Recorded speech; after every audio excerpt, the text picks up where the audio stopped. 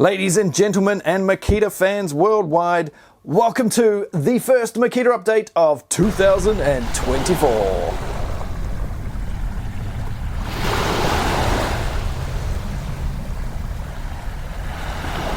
G'day everyone, welcome back to Tools and Stuff, my first video for the year 2024. Where do the years go? In this one we are going to start with a couple of newly released tools, then we'll get into the patents. So first up, well, you're looking at it, aren't you? What do we have here on the bench? This has just been released in quite a lot of the world. It is the BC01 Inverter. And the full review of this will be up in a couple of days. If you're watching this when this video has just come out, this video has been out for a week, well then maybe I will have stuck it up in the top corner, otherwise you'll have to wait. Now this inverter runs on the PDC01, which is the LXT battery pack, it slots on the top, or the PDC1200, once again the same, and they plug in the back. But also it runs on another thing, and that's this, which some of you probably haven't seen yet. There you go. The PDC1500, the new Makita backpack battery. 300 more watt hours than the other one over there. And like 10 more amp hours, that means. So that video, like I say, a couple of days up here, up there, down in the description maybe. Have a look down there. Next up, we have the Lightsaber. That's right, the Makita Lightsaber, the ML012G, that's the 40 volt version, or the ML818, which is the 14 volt or 18 volt version. It'll run on both batteries. So this can be one long light, or you can fold it sort of in half and have sort of 360 degree light. It's 380 millimeter light and a 280 millimeter light. The whole tool, if it's standing on its battery with the handle and everything included, is just over 1 meter in height. Has 3 light settings, the highest being 1700 lumens, 800 in the middle and 400 at the bottom. 1700 lumens is pretty good. This torch is only 1250 lumens and it is very freaking bright. It is my go-to torch. Yeah. You can see a long way with that thing. And yeah, that's only 1250, so an extra 450 lumens on this Lightsaber light, so that's pretty cool. You can get hooks and stuff for it to go on a bonnet, just like the recently released Milwaukee one. It's 350 lumens brighter than the Milwaukee, but I think the Milwaukee might come with the hooks to go straight on the bonnet, whereas the Makita, it is an optional accessory. Next up, I wanted to talk about the Robo mower. And I had images for it and I can't find the damn things, and I can't find them online again now. So if I find them before the end of editing this video, then maybe they'll be on the screen here now. Otherwise, we'll talk about that one at a later date, but I think it is already out in some parts of the world. Also recently released the 40 volt Upright Vac. You may remember a while ago they released an 18x2 version of this, I think. Well, now there's a 40 volt version, the BC01G, and yeah, it's an upright vac. Not the sort of thing most of us are probably going to buy. More used for offices and sort of commercial cleaning purposes. Just like the backpack vacs, got that commercial sort of thing going on. Right, let's now jump into things that might be tools one day soon. Or might not ever be tools, they might just be patents forevermore. Who knows? First up, how about a Peltier jacket? What's a Peltier jacket? Well, it can be hot and it can be cold, so a cooling and heating jacket. A Peltier system can, when you reverse the electrical flow, absorb heat or release heat or cold, you know, so it'll be pretty cool, wouldn't it, to have a jacket that you could use all year round instead of having to buy a cooling jacket and a heating jacket. Not that in this part of the world I really bother with either, but if I did certain jobs, one job I used to have, first thing in the morning, the heated jacket was very nice in the middle of the winter. Next up, another 40 volt tool. It's along the lines of a vacuum, but it is a spot cleaner or stain cleaner.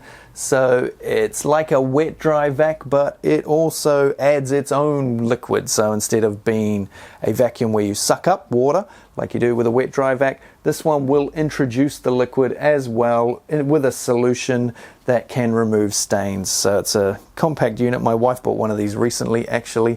Not a Makita one, to remove some stains on something, I don't know. It's a spot stain remover basically that injects the liquid into the area and sucks it straight back up again. I don't know how much of an appeal that will have with you guys. Next up, this one is a little odd.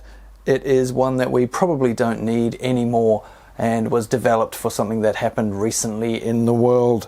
And it is a UV light sterilizing unit, like a MacPack box that you would stick your tools and batteries in and zap them with a UV sterilizing light to kill viruses and bacteria. I don't know if there will be a market for that going forward. There might be, because you never know what else is going to happen. Pandemics won't stop with the last one, so maybe there'll be a market for that, particularly on large construction sites with shared tools or something. I don't know. I'm just trying to think of what percentage I would put on them actually making that, but who knows? Who knows? Next up, an interesting way to deal with the dust from your circular saw. Now, many of you will have seen dust-free circular saws that have a case around them basically to catch all the dust, or as much dust as possible, and then you empty that out later.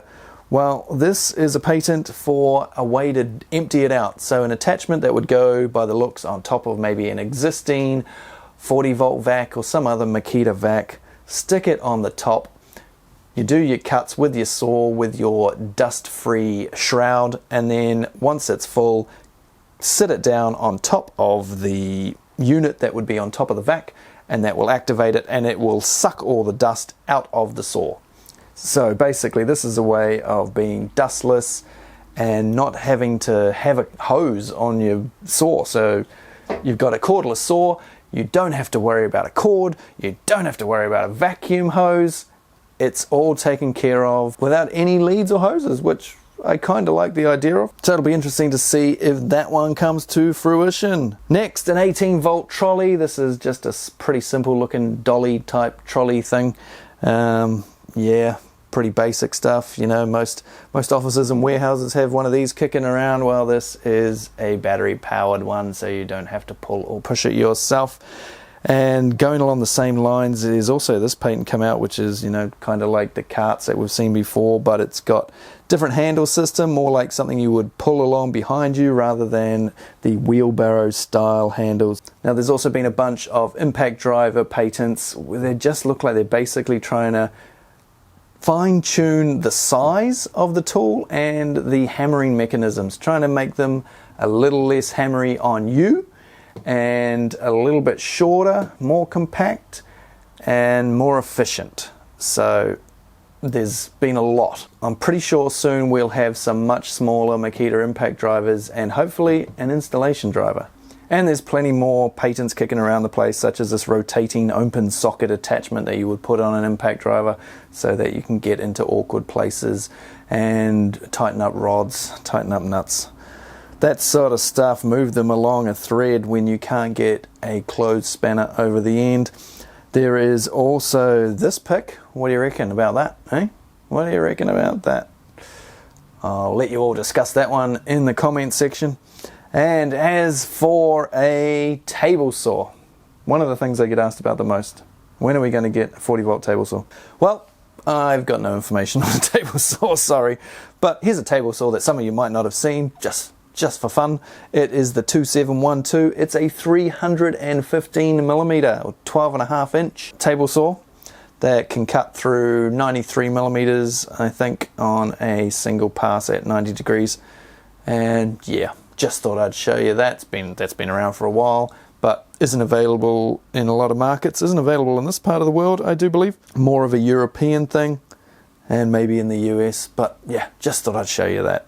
And now all that's left is to thank you guys for watching yet another one of my videos. Thanks for coming back in 2024. And the Patreon names will be coming up the side of the screen now on the left, and on the right hand side is just a few extra special people who have helped contribute to this particular video.